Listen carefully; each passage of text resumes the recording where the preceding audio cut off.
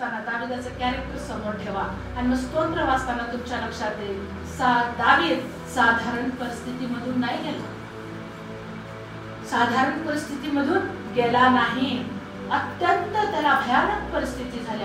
सगळ्या परिस्थितीमध्ये दावीद परमेश्वरावर विसंबून, देवावर विसंबून, परमेश्वराच्या वचनावर विसंबून राहिल्यामुळं देवानं त्याला आत्मिक शक्ती दिली. त्या जगात माझ्या प्रियानो आम्हाला पूर्ण प्रवास करण्यासाठी आत्मिक शक्तीची गरज आहे. काही कुटुंब आपण बघितले, काही कुटुंब तुम्ही बघितले असतील. आम्ही म्हणतो बाबा तरुण आहे पण पटापटा घरात सगळं मला बरी अंक तंक झाले बघा आणि आज ती पण निघून गेला. कशामुळं? आतली शक्ती संपली ना. लढायची शक्ती संपली की मनुष्य खचतो. पण जेव्हा देवाची शक्ती आमच्या जवळ येते तेव्हा देव मनुष्य मेला असला तरी पुढे जातो. माझ्या प्रियानं आम्ही देवाच्या जवळचा कधी होऊ शकतो? जेव्हा आमच्या परिस्थितीमध्ये आम्ही देवावरच विसंबून राहतो, नाही सोडत देव. का दावीदाला देवाच्या हृदयाच्या जवळचा मनुष्य म्हटला? जेव्हा गल्ल्यात पुढे आला आणि गल्ल्यात इस्रायलाच्या सेनेला तुच्छ मानलं, त्यावेळेला दावीदाला काय झालं माहितीये का? तो परमेश्वराच्या सेनेला तुच्छ मानल्याचा राग त्याला. त्याचा अर्थ काय? परमेश्वराच्या लोकांप्रती असणारा आदर. का दावीद देवाच्या हृदयाच्या जवळ राहिला?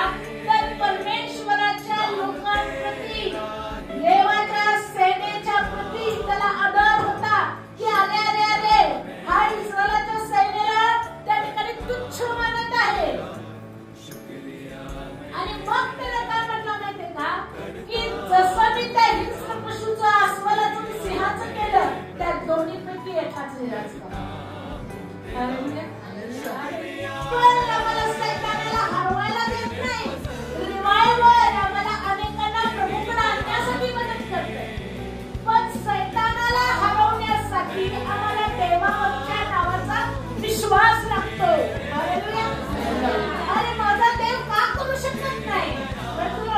तो इस्रायलाच्या सैन्याला तुच्छ लेखतो, तो देवाच्या लेकरांना तुच्छ लेखतो. माझ्या प्रियानं हा एक गुण चांगला आहे की देवाच्या राज्याचा, देवाच्या लोकांचा आम्हाला आदर असला पाहिजे. आणि जिथं कुठं असो, भरपूर वेळा आपले भरपूर लोक आपल्या मंडळीमधले किंवा आपल्या जवळच्या मधले आपल्या काही गोष्टी असतात आपण डिस्कशन करतो.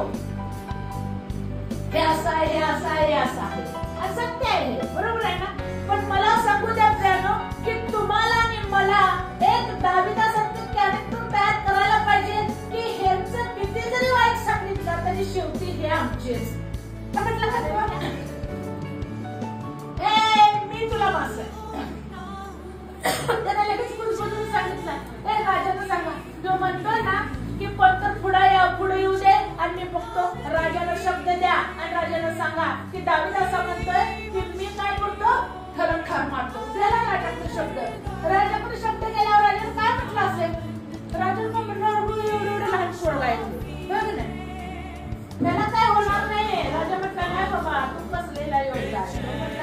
दावीद काय म्हटला, तो कसलेला योद्धा असू दे साहेब, राजे, नाही कसलाही योद्धा असू दे, मी माझ्या शेरणा मेंढरांवर जेव्हा सिंहाने अस्वलाने झडप घातली तेव्हा मी काय केलं? त्यांच्या तोंडातनं माझं शेरणू मेंढर काढून घेतलं आणि काढून घेतल्यावर त्यांनी माझ्यावर अटॅक केला, असं म्हटलंय ना. त्यांनी माझ्यावर अटॅक केल्यावर मी काय केलं? त्याची दाढी चुकटून टाकली. मग शाऊलाला पण जरा थोडंसं झालं. म्हणजे तुमच्या लक्षात आलं का? राजाच्या समोर दावीद अशा गोष्टीचं वर्णन करतोय जी राणामध्ये केला. Hallelujah, hallelujah. परमेश्वर, आमचा परमेश्वर आमच्यासाठी परिस्थितीत येतो. आमच्या परिस्थितीत देव आमच्या बरोबर उभारतो. माझ्या प्रियानं, तुम्ही मी मोलाने विकत घेतलेले लोक आहोत. तुमचं माझं मोल ठरवलं गेलेलं नाही. म्हणून सर्वसाधारण लोकांसारखं देव रेटिंग लिस्ट मध्ये ठेवत नाही. आम्ही अशा गोष्टी देवाविषयीच्या बोलतो ना, देवाला आनंद वाट बघायला लागले बघा. मग मला काय केलं पाहिजे आता? त्याला वेटिंग लिस्ट मध्ये ठेवायला नाही पाहिजे, मी त्याला जाऊन खेळल्या. देवाविषयीचा आवेश हा अत्यंत चांगला आहे मित्रांनो. त्याला जेव्हा जेव्हा परमेश्वराच्या लोकांविरुद्ध लोक उभारले, देवाच्या नावाविरुद्ध लोक उभारले, दाविदामध्ये एक प्रकारचे चैतन्य आहे की परमेश्वराच्या कार्याविषयीच